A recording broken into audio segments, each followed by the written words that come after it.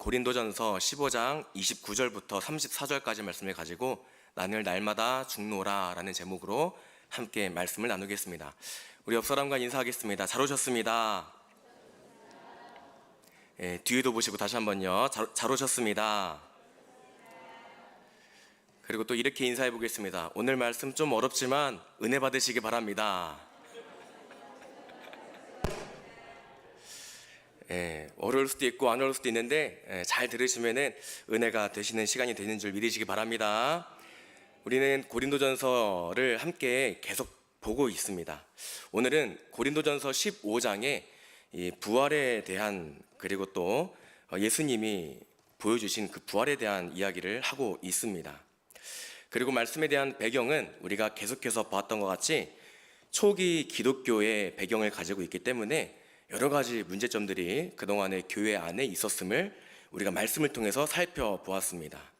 어떤 문제들이 있었냐면 식욕의 문제, 먹는 문제가 있었고, 음행의 문제, 그리고 또 우상을 겸하여 섬기는 우상 숭배의 모습도 있었고, 그리고 또 직분자가 은사를 받았더니 그 은사로 하여금 교회 안에서 분열도 일어나는 그러한 문제, 부작용도 교회 안에 있었음을 우리가 살펴보았습니다. 고린도 교회에 정말 참 다양한 그러한 문제들이 많았어요. 그런데 오늘 함께 읽은 고린도전서 15장은 사도 바울이 부활에 대해서 이야기를 하고 있습니다. 그 중에서도 함께 나누고 싶은 부분은 우리가 자세히 봐야 그 의미를 좀 이렇게 알 수가 있는 부분인데, 흔히 학계에서는 성경 난해 구절이라고 불리우는 부분입니다. 고린도전서 15장 29절이 바로 그 부분입니다. 난해 구절이기 때문에 학자들 사이에서도 좀 이렇게 의견이 분분하고, 그리고 또 의견이 갈리게 되는 그러한 성경 말씀입니다. 이 부분을 중심으로 해서 오늘 사도 바울이 우리에게 어떤 메시지를 주고 있는지 함께 살펴보고자 합니다. 잘 들으시고 은혜의 시간 되시기를 주님의 이름으로 축복합니다. 사도 바울의 편지 고린도전서 15장의 끝자락에서는 그리스도인의 부활에 대해서 이야기를 하고 있습니다. 왜냐하면 교회 안에 있는 그리스도인들도 부활이 있는지, 그리고 또 부활이 없는지, 그리고 또 죽으면 끝인지 아니면 어떤 또 다른 곳이 있는지 정확히 알지 못했기 때문에 지금 사도 바울이 15장에서 부활에 대해서 이야기를 하고 있습니다. 거기다가 또 앞전에 설명드린 것처럼 초기 기독교라고 하는 배경을 가지고 있습니다. 신앙의 가치관도 혼동이 굉장히 심했고, 결정적으로 다른 신앙을 가진 사람들이 기독교의 진리와 이제 섞여버리면서 어려운, 그리고 또 열악한 신앙생활을 하고 있었기 때문에 부활에 대해서 분명히 알지 못하는 사람들이 더 많았던 것으로 우리가 볼 수가 있습니다. 그래서 부활에 대한 부분에 대해서 굉장히 무지하고 잘못 알고 있었던 사람들이 많았기 때문에 사도 바울은 15장에서 부활에 대해서 이야기를 꺼내고 있는 것입니다. 사도 바울은 부활에 대해서 논리적으로 설명을 하고 있습니다. 고린도전서 15장 1절부터 28절까지의 말씀을 보면은 우리가 세 가지 정도로 우리가 볼 수가 있겠는데요. 첫 번째로는 복음의 핵심은 예수 그리스도의 죽음과 부활이다라고 하는 것을 고린도전서 15장 전반부에서 이야기를 하고 있습니다. 예수님은 그냥 특별한 사람이 아니었다. 그냥 뭔가 일반 사람보다 뭔가 특별해서 기적도 일으키고 뭔가 좀 다르게 보였던 사람이다. 이게 아니라 예수님의 죽으심과 부활, 그걸로 인해서 우리 또한 부활을 얻는다라고 하는 것을 이렇게 이야기를 하고 있는 것입니다. 그리고 또 그래서 이 땅에 오셔서 죽으시고 부활하신 이야기를 하고 있는 것입니다. 고린도전서 15장 3절과 4절 이 말씀을 봐야 되는데 제가 넣지 못한 것 같습니다. 제가 읽어드리겠습니다. 내가 받은 것을 먼저 너희에게 전하였노니 이는 성경대로 그리스도께서 우리 죄를 위하여 죽으시고 장사 지낸 바 되셨다가 성경대로 사흘 만에 다시 살아나사, 이렇게 이야기를 하고 있습니다. 부활에 대해서 분명히 이야기를 하고 있는 거예요. 그리고 또 두 번째로 무엇을 말하고 있냐면 부활이 없다면 신앙은 헛된 것이다 라고 사도 바울이 이야기를 하고 있습니다. 우리 그리스도인들은 예수님의 부활하심을 믿고 부활 신앙을 가지고 하나님 바라보는 믿음의 공동체인 줄 믿으시길 바랍니다. 그래서 사도 바울은 뭐라고 말하고 있냐면, 사람은 모두 죽는데, 죽음을 맞이하게 되는데 죽음 이후에 부활이 있다라고 분명히 말하고 있습니다. 부활이 없으면 예수님도 살아나지 않았을 것이고, 우리의 믿음은 헛된 것이고, 우리의 죄는 사함받지 못하게 될 것이므로 죄의 문제도 해결받지 못한다라고 이야기를 하고 있는 것입니다. 마지막으로 세 번째로 무엇을 말하고 있냐면, 그리스도의 부활은 성도의 부활이다라고 이야기를 하고 있습니다. 인류의 첫사람 아담이 죄를 지음으로 이 땅에 사망이 생겨나게 됐죠. 그래서 모든 사람이 죽게 되었지만 예수 그리스도로 인해서 모든 사람이 다시 살아난다라고 사도 바울이 이야기를 하고 있는 것입니다. 여기까지가 고린도전서 15장 1절부터 28절까지 말씀이 되겠습니다. 이제 오늘 본문 말씀 29절부터 사도 바울이 아주 중요한 이야기를 하고 있는데, 29절 말씀을 우리가 한 목소리로 함께 봉독해 보도록 하겠습니다. 시작.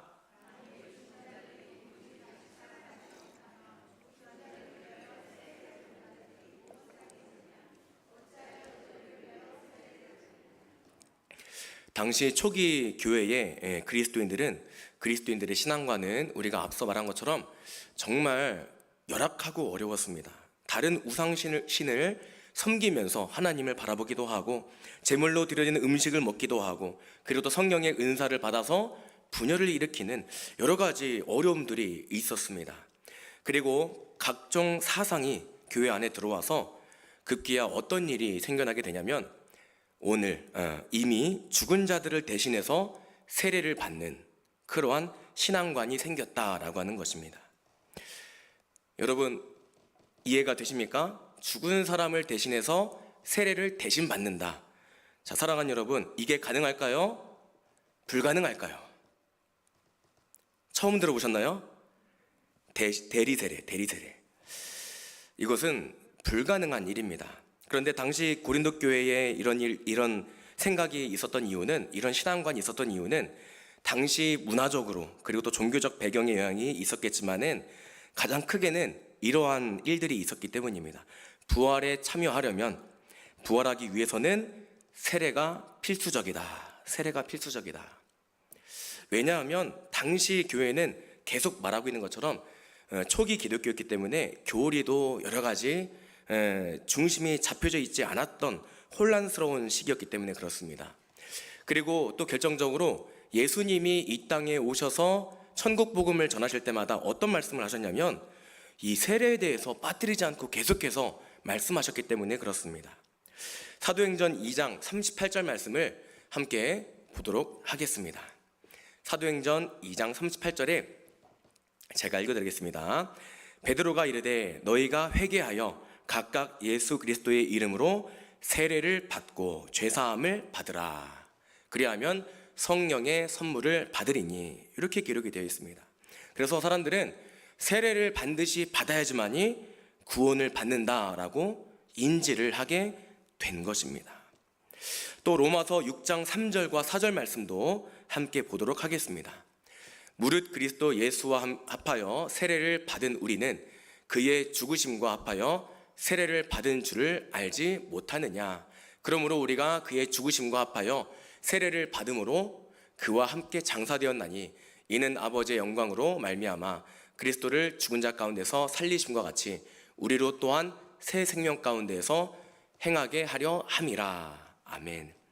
이처럼 당시 초기 교회는 세례를 너무너무 중요하게 생각을 했습니다.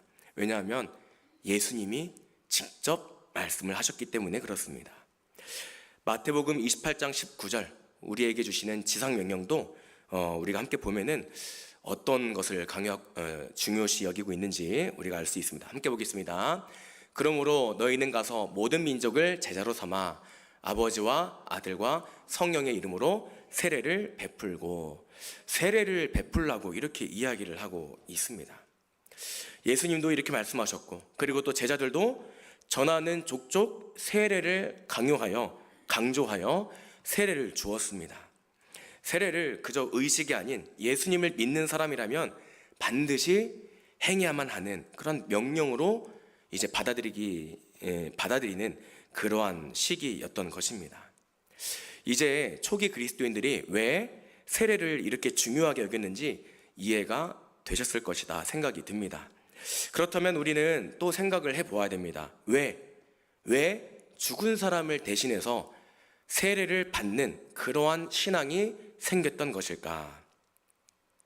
초기 기독교는 유대교의 영향을 받긴 받았습니다. 유대교에서는 어떤 것이 있냐면 죽은 자를 위한 기도라고 하는 것이 있습니다. 이것을 우리는 카디시라고 하는데 죽은 자를 위한 기도라고 하는 거예요.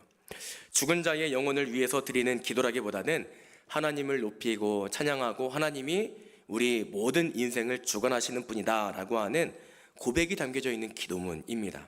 그런데 우리 사람의 이 심정으로 보았을 때 누군가가 죽음을 맞이했을 때 우리는 기쁘다라고 하는 마음보다는 정말 슬프고 마음이 어렵기 마련입니다.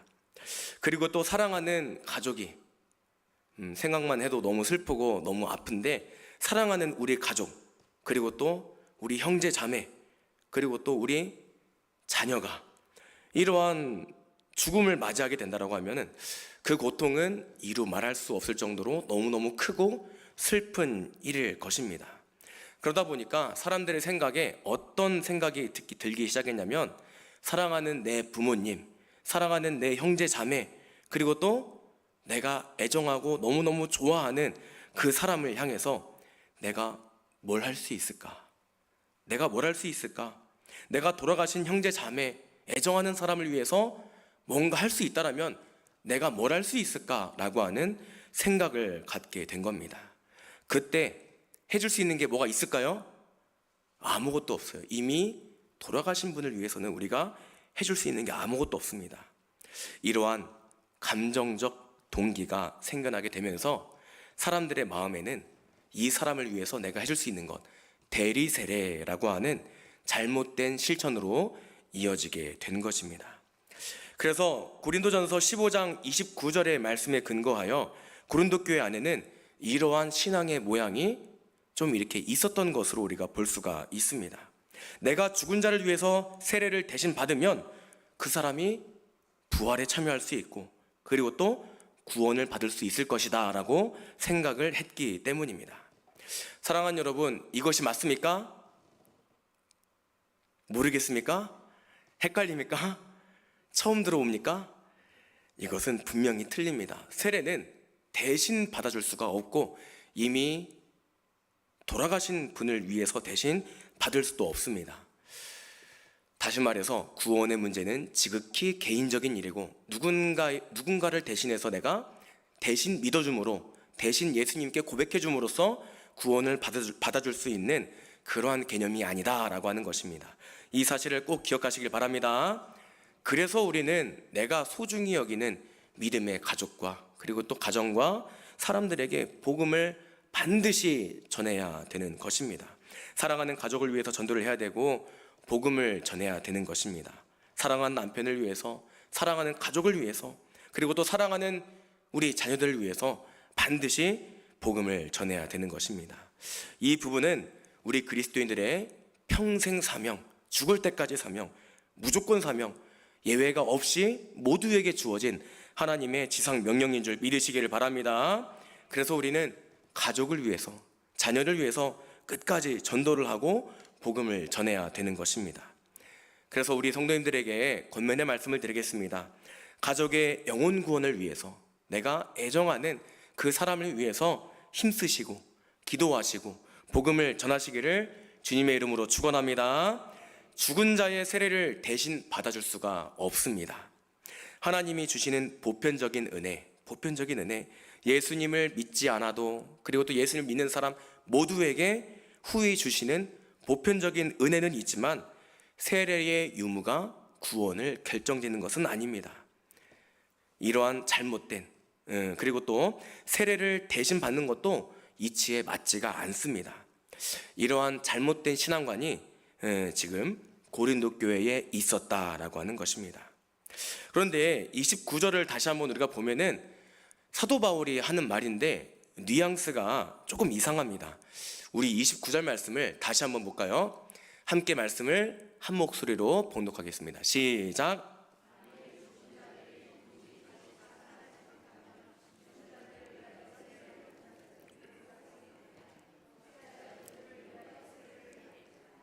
아멘. 지금 이거를 우리가 쉬운 성경으로 조금 보기를 원합니다. 쉬운 성경으로 제가 준비했는데 한번 보여주시겠습니까?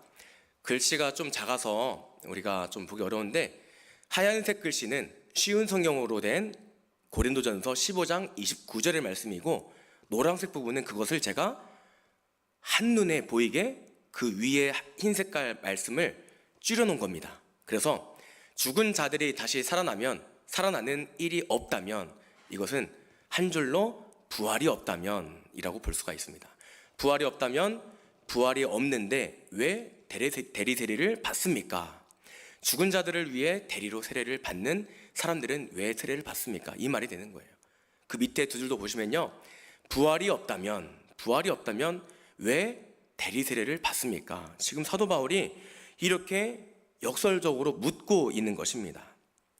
지금 사도 바울은 부활이 있다라고 하는 것에 초점을 맞춰서 사람들한테 이야기를 하고 있는 거예요. 그러다 보니까 대리 세례를 인정하는 듯한 뉘앙스로 이야기를 하고 있습니다.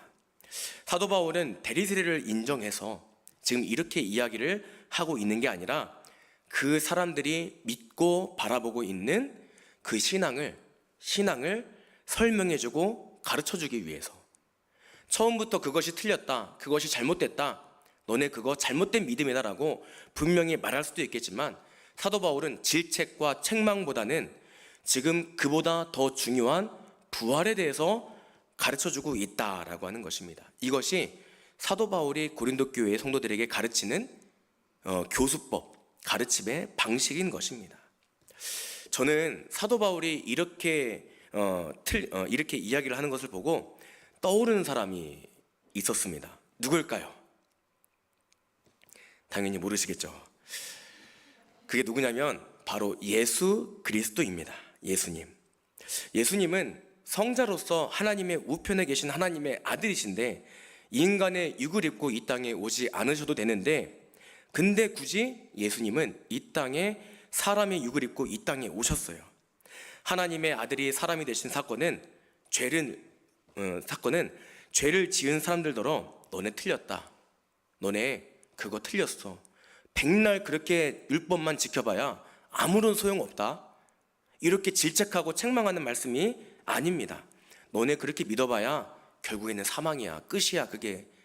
이렇게 팩트를 말할 수도 있는데 예수님은 이렇게 말씀하지 않으셨습니다. 책망하지 않았어요. 정죄하지 않았습니다.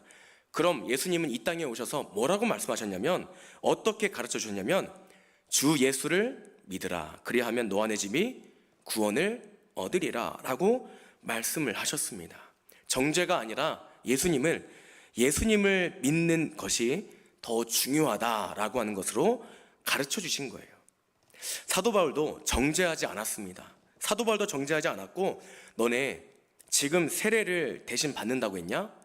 어떻게 그럴 수가 있냐? 누가 가르쳐 줬냐? 라고 하면서 혼낼 수도 있고 정죄할 수도 있었습니다. 그런데 사도 바울은 책망하지 않았습니다. 틀렸다라고 말하고 있지 않아요. 분명히 틀린 건 맞지만 틀렸다고 말하고 있지 않습니다. 사도 바울은 그들이 가지고 있는 잘못된 신앙관을 지적하기보다는 예수님처럼 본질적으로 더 중요한 것을 가르쳐주고 있는 것입니다. 그게 뭡니까? 그리스도인, 예수를 믿는 자들에게는 부활이 있다라고 하는 것입니다. 이 사실을 믿으시길 바랍니다. 변화된 사도 바울, 예수님의 부르심을 받아가지고 변화된 사도 바울은 대리 세례의 신앙관을 가지고 있는 고린도 교회 교인들에게 혼내거나 질책하지 않았습니다. 성내지 않았습니다. 못마땅하게 여기지 않았습니다. 눈에 보이는 것, 잘못된 것, 그거 하나만 보고 질책하고 정죄하지 않았어요. 눈에 보이는 잘못된 것만 가지고 질책하고 정죄했던 사람들은 누구였냐면 성경에 기록이 되어 있는데 바리새인, 사두개인들입니다. 예수님의 하는 행동, 말하는 것 끝마다 어떻게 했습니까? 걸려 넘어지고 붙들고 따지고 묻고, 그리고 또 틀렸다 고발하고, 그리고 또 처벌받게 했던 사람들이 바로 그 사람들인 것입니다. 그런데 이 사도 바울이 그 바리새인 출신이었습니다. 예수를 믿기 전에는, 예수를 만나기 전에는 그도 예수를 믿는 사람들을 잡아다가 박해하고 죽이는 일에 앞장섰던 사람이에요. 그런데 이 사람이 예수님 만나니까 어떻게 됐습니까? 성내지 않고 온유하고 절제하여 그것보다 더 중요한 진리를 가르쳤다라고 하는 것입니다. 예수님이 부활하셨듯이 우리도 부활할 것이다 라고 하는 것을 사도 바울이 가르쳐주고 있는 것입니다. 사랑하는 성도 여러분, 여러분들에게 묻겠습니다. 여러분들은 예수님을 만났습니까? 그렇다면 삶과 내가 살아가는 모든 환경 속에서 예수님처럼, 사도 바울처럼 윽박지르고 질책하고 책망하고 끌어내리고 정죄하고 이러한 삶의 모습이 아니라 더 중요한 진리로 그들에게 가르쳐주고 있습니까? 그러한 삶이 되시기를 바랍니다. 사도 바울은 그러한 삶을 살아내기 위해서 뭐라고 말하고 있냐면, 나는 날마다 죽노라 라고 말하고 있습니다. 뭐가 죽어야 되냐면 내 자아가 죽어야 된다. 내 머릿속에 편견이 죽어야 되고, 내가 만들어서 정형화시켜둔 내 머릿속에 상식이 죽어야 된다. 우리는 내 머릿속에 정형화시켜둔 그 상식에 벗어난 행동을 사람들이 하면은 그 사람을 정죄하잖아요. 그리고 또 그 사람을 욕하잖아요. 내 것이라고 내 마음대로 하는 마음도 죽어야 되고, 다른 사람을 쉽게 정죄하는 그 마음도 죽어야 됩니다. 내 마음의 탐욕의 마음도 죽어야 되고, 교만한 마음도 죽어야 됩니다. 죽어야 될 게 너무너무 많아요. 그러나 우리가 분명히 기억을 해야만 하는 것은 죽을 것, 죽어야 될 것 정말 많지만 33절과 34절에서 우리가 죽지 말아야 되는 것이 기록이 되어 있습니다. 우리가 33절과 34절을 제가 준비를 못했는데, 제가 여기에서 뭐라고 말하고 있냐면, 악한 자들과 어울리지 않기 위해서 깨어 기도하라 라고 기록이 되어 있습니다. 감사합니다. 앞에 나오고 있는데 함께 읽어볼까요? 33절과 34절 시작.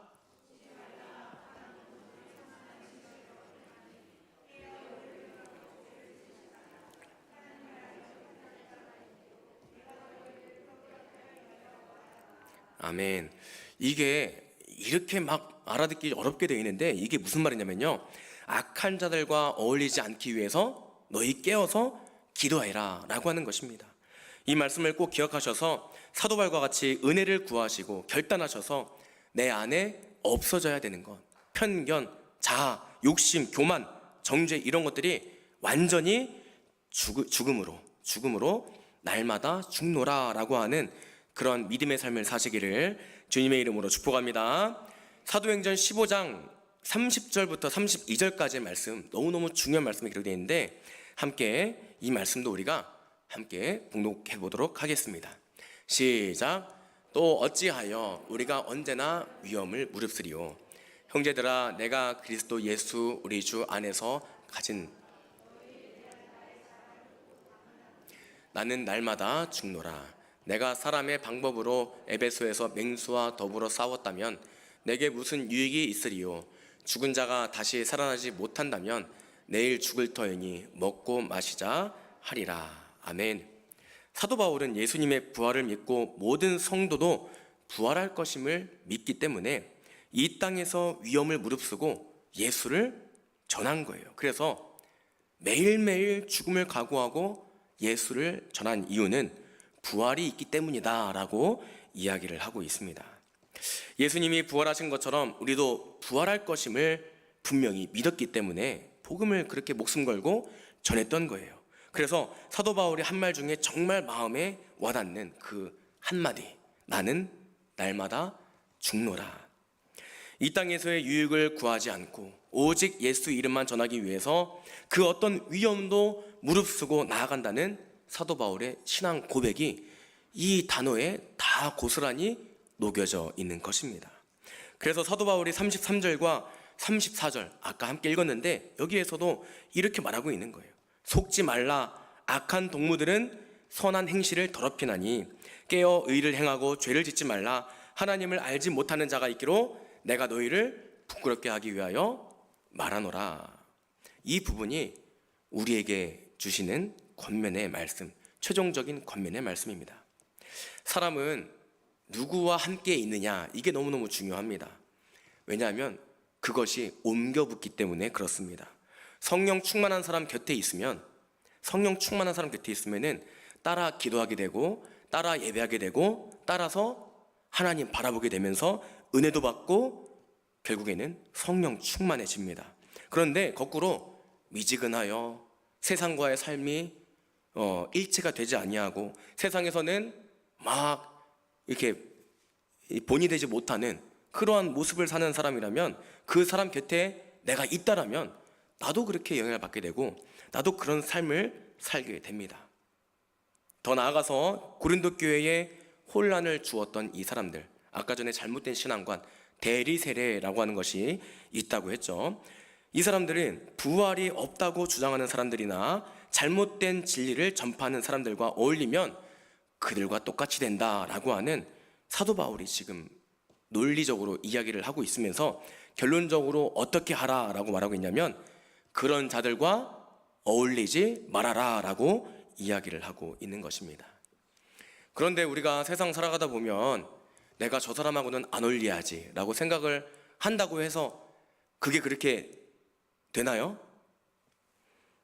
그렇게 생각을 하고 내가 마음을 먹어도 그게 잘 안 될 때가 너무 많습니다. 너무 안 됩니다.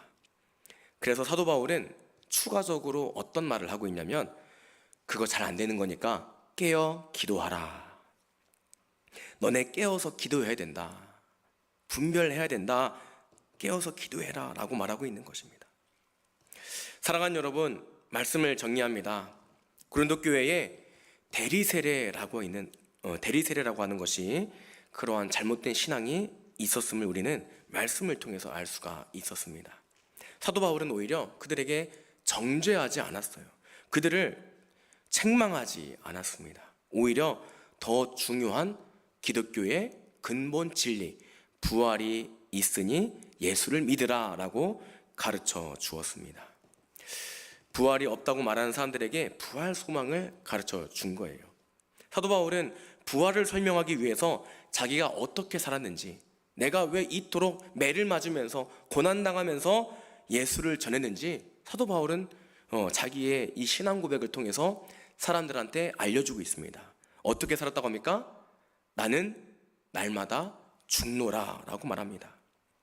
사도 바울이 매일매일 죽기까지 전하는 그것은 다름 아닌 예수 그리스도의 이름을 전하는 것, 그리고 또 예수님이 부활하시고 승천하셨고 우리 또한 부활할 것임을 가르친 것입니다. 사도 바울의 이 가르침, 우리 성도님들 사도 바울의 이 가르침의 모습을 반드시 기억하시길 바랍니다. 내가 예수 믿어냄으로 끝나는 신앙생활, 나 혼자서 만족하는 신앙생활이 아니라 정말 세상 가운데서도 구별된 그리스도인의 삶, 그리고 또 다른 사람이 바라보기에도 저 사람은 그리스도인이구나 라고 느껴질 만큼 정말 신실한 그리스도인의 삶을 살아야 하는 줄 꼭 기억하시길 바랍니다. 그래야 하나님의 이 칭찬과 인정과 그래도 하나님이 원하시는 신앙생활로 우리가 이어지는 그러한 감사가 넘치는 기쁨이 있는 믿음의 삶을 살아가게 되는 것입니다. 낮아지고, 그런 삶을 살기 위해서 낮아지고 겸손하시고, 그리고 또 날마다 죽어지는, 사도 바울과 같이 날마다 죽어지는 삶을 사시는 저와 여러분들이 다 되시기를 주님의 이름으로 축원합니다.